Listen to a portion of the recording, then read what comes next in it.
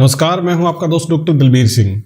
कल हमने एक वीडियो डाला था और कल से मेरा मतलब है 7 अक्टूबर 2021 को कि 10,000 वैकेंसी हैं पूरे इंडिया के अंदर असिस्टेंट प्रोफेसर से रिलेटेड। यदि आपने वो वीडियो मिस कर दिया है तो आप आई बटन में जाइएगा और उस वीडियो को चेक कीजिएगा। और मैं आपको ये बताना चाहता हूँ कि इस प्रकार का वीडियो बहुत ज़्यादा इंपॉर्टेंट है आपके कैरियर के लिए। आपको बहुत सारी वैकेंसी उसके अंदर मिलेंगे, अलग अलग स्टेट के अंदर, अलग अलग यूनिवर्सिटी के अंदर, तो आपको उसको फॉलो करना चाहिए और भूल के भी उसे चूक मत जाना। अब बात करते हैं आज की। आज का जो वीडियो है वो भी असिस्टेंट प्रोफेसर की वैकेंसी से रिलेटेड है, परंतु ये इसरो के अंदर है। और इसरो जैसे इंडियन जो रिसर्च स्पेस ऑर्गेनाइजेशन है उसके बारे में आपने सुना होगा। और इस स्पेस रिसर्च ऑर्गेनाइजेशन के अंदर एक्चुअल में जो वैकेंसी है कॉन्ट्रैक्ट बेस की हैं और अप्रोक्सीमेटली ये 16 वैकेंसी हैं।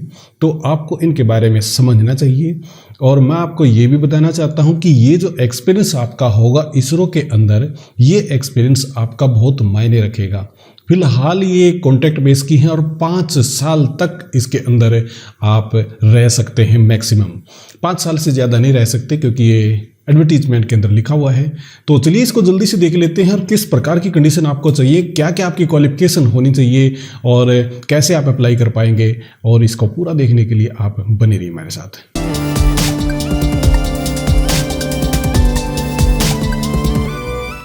एक बार फिर से आपका स्वागत है। सबसे पहले हम अपनी स्क्रीन पे यहाँ पे देखते हैं कि यहाँ पे एडवर्टीज के अंदर मेंशन किया हुआ है कि ISRO recruitment 2021 walk in interview to be conducted for 16 research vacancy.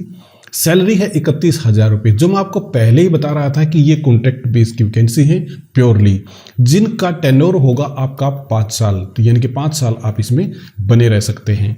तो ये किस प्रकार से हैं आगे इसको देखिएगा। यहाँ पे who can apply for ISRO recruitment, ये थोड़ा सा आपको ना डिटेल से पढ़ना होगा। और डिटेल से ये आपकी क्वालिफिकेशन एलिजिबिलिटी लिखी हुई है, जैसे कि 1 vacancy for candidate MSc forestry, ecology, botany, environmental science, wild science. और ये अलग अलग ढंग से यहाँ पे मेंशन की हुई है। मैं आपको इसका पूरा एडवर्टीजमेंट भी दिखाऊंगा। तो अब चलते हैं आगे। और आगे यहाँ पे 4 वैकेंसी के बारे में मेंशन कर रखा है, एमटेक वगैरह यहाँ पे मेंशन है। उसके बाद में यहाँ पे फिर उसके बाद में एमएससी फॉरेस्ट्री वगैरह की यहाँ पे बता रखी है। यहाँ पे 2 वैकेंसी बता रखी है, यहाँ भी 2 वैकेंसी बता रखी है। और नीचे आप देखोगे तो there are 7 other vacancy for candidate with similar qualification. और candidate who wish to apply must be NET, GATE या IIRS जेट या इक्विवेलेंट क्वालिफाइड यहाँ पे होना चाहिए। कहने का मतलब है कि नेट वगैरह आपने कर रखा हो। अब थोड़ा सा नीचे और देखते हैं। यहाँ पे यदि हम देखेंगे तो यहाँ पे है how to apply for ISRO recruitment 2021। ये इंपॉर्टेंट है हमारे लिए।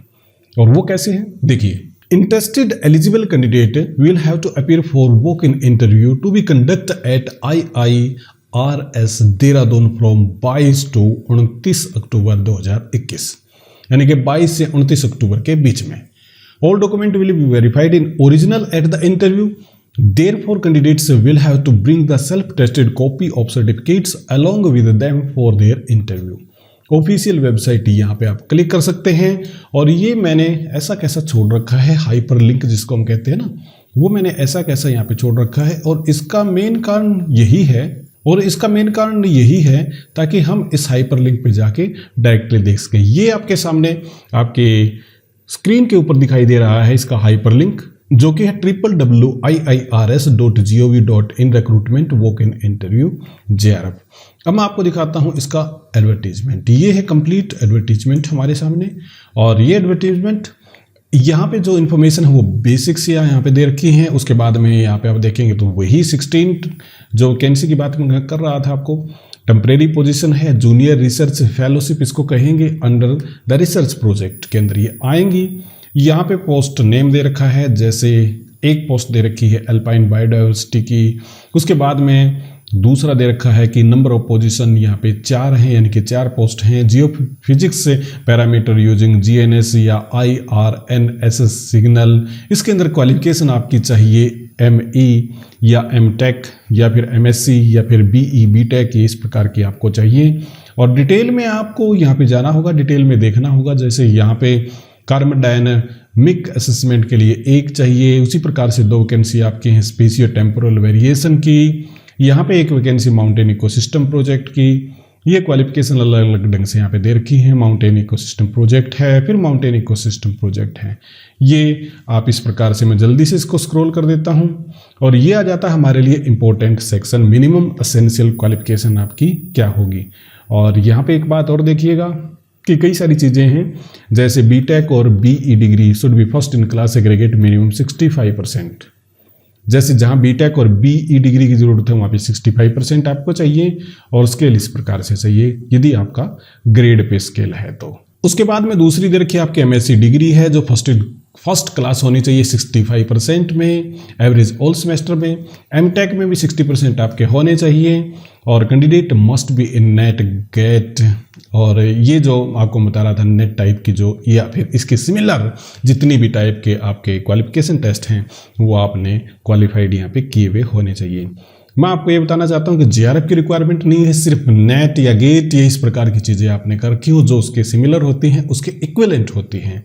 और ये यहाँ पे चारों की चारों आपको क्वालिफिकेशन नहीं चाहिए। यहाँ पे जहाँ पे आपकी एमएससी की ज़रूरत है, जिस भी आप ऊपर जो मैंने आपको दिखाया था वहाँ पे एमएससी चाहिए, जहाँ बीटेक और बीई डिग्री की ज़रूरत है वहाँ बीटेक और बीई डिग्री चाहिए। उसके बाद में स्पेशल सी बात है, सिंपल सी बात है कि आपको कहाँ पे और क्या करना होगा उसके लिए यहाँ पे किस प्रकार से आपकी मेरिट बनेगी, कौन सी आपकी फेलोशिप है। आपकी नेट अमाउंट जो 31,000 है, जो मैं पहले ही आपको बता चुका हूँ, पर मंथ ये फेलोशिप होगी। इसके अंदर डीए आपको नहीं मिलेगा, पर एचआरए यानी कि हाउस रेंट अलाउंस यहाँ पे मिलेगा, ये बात ज़रूर है। इसके अलावा जीआरएफ के अलावा आपको एक मेडिकल फैसिलिटी मिलेगी, परंतु सेल्फ कैंडिडेट के लिए मिलेगी, परिवार को नहीं मिलेगी। और उसके बाद में मैटरनिटी लीव मिलेंगी, जो फीमेल कैंडिडेट को हो वो अकॉर्डिंग टू रूल यहाँ पे मिलेंगी। किसी प्रकार का एनुअल इंक्रीमेंट नहीं है, बोनस नहीं है, एलटीसी नहीं है, सीसीए नहीं है, रिटायरमेंट बेनिफिट्स नहीं है, ये यहाँ पे लागू नहीं होते हैं। Initial amount shall be for 1 year duration, further extendable.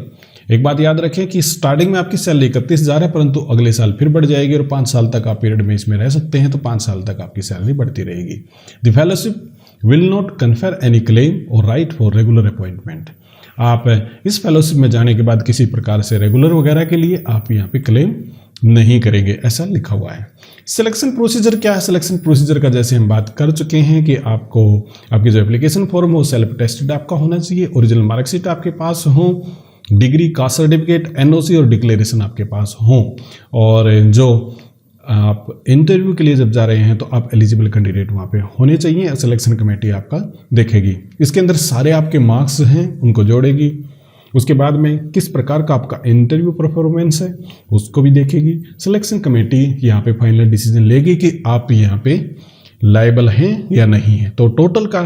तो कुल मिला के यहाँ पे सिलेक्शन कमेटी पे बहुत कुछ डिपेंड करता है, और उसके साथ में आपकी क्वालिफिकेशन पे डिपेंड करता है कि आपने क्वालिफिकेशन आपकी किस प्रकार की है, यानी फर्स्ट इन क्लास है कि नहीं, 65% मार्क्स यहाँ पे हैं या नहीं है, और इसी के साथ में और भी चीज़ें कि आपने नेट कर रखा है या नहीं कर रखा है, और ओवरऑल आपका ग्रेडेशन किस प्रकार है, तो उस हिसाब से सिलेक्शन कमेटी यहाँ पे डिसीजन लेगी। इसके बाद में है कि आपको कैसे यहाँ पे अप्लाई करना है। तो आपको अप्लाई करने के लिए सिंपल सा तरीका यहाँ पे अडॉप्ट करना है, और वो क्या करना है कि किसी भी प्रकार से आपने कोई भी मेल या पोस्ट नहीं करनी है, जबकि सारा का सारा काम ये आपका ईमेल आईडी से होगा। बाकी चीज़ें मैं आपको यहाँ पे साइट पे जाके दिखाऊंगा और वो किस प्रकार से आपको करना है। अदर कंडीशन है, कुछ नॉर्मल सी कंडीशन जो होती हैं, आपको पता ही है कि minimum qualification related, caste certificate से रिलेटेड, यदि आपने कुछ गड़बड़ कर दी तो वो खुद जिम्मेदार होंगे। इसके साथ में और भी छोटी मोटी चीज़ें हैं कि नो ऑब्जेक्शन सर्टिफिकेट आपका होना चाहिए, इंडियन सिटीजन आप हों, और कुछ जैसे सिंपल सी बातें हैं कि जो टर्म एंड कंडीशन नॉर्मली एक फॉर्म भरते समय आपको होनी चाहिए, वो सारी की सारी यहाँ पे बता रखी हैं।